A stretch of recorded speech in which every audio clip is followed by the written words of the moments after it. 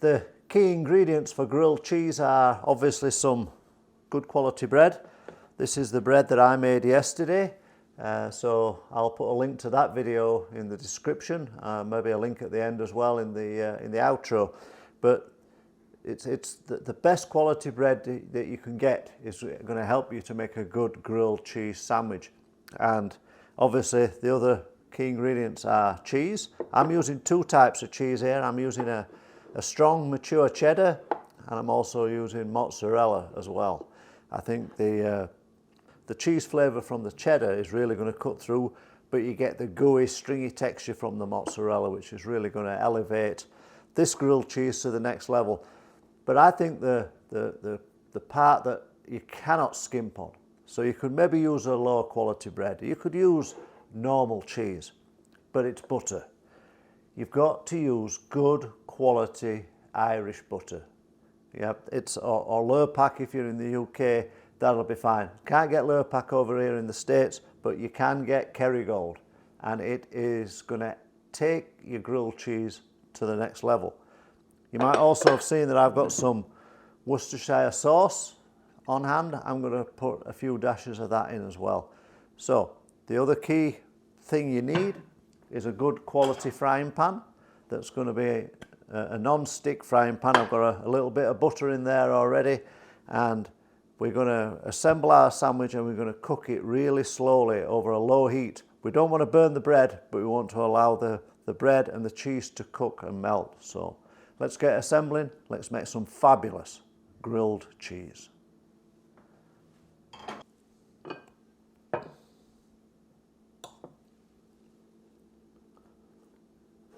Don't skimp with the butter.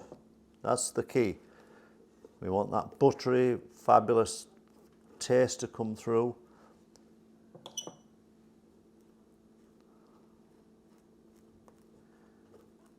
And we do make a little bit of a mess because we turn that over and we're going to butter both sides of the bread.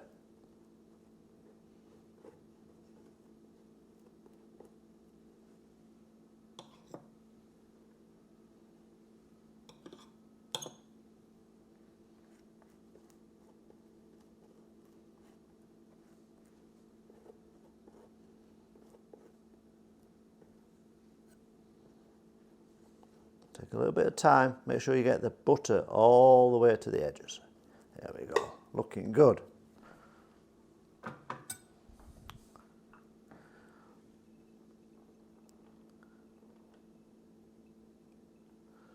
Put a little bit of the cheddar on there.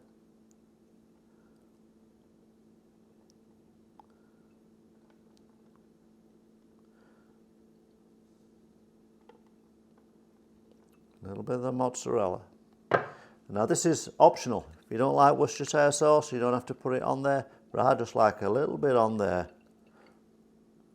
just to give a little bit of bite. And then, yep.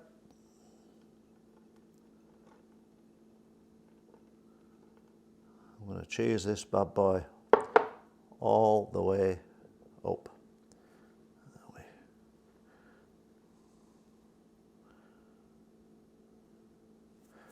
Then we put on a low setting. We're going to melt that cheese, and then we're going to melt that butter. Then we're going to add our sandwich to it.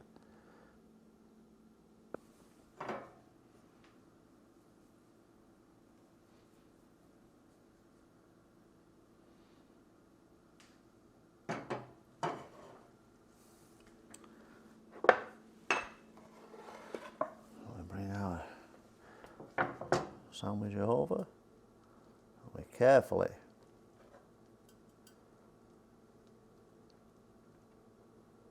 place that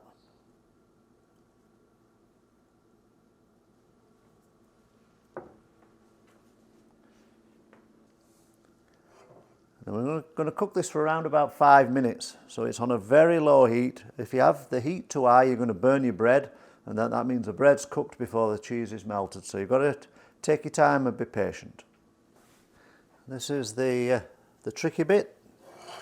You want to turn this over without it falling to pieces. So As I say, with my videos you get everything. No fake photography, no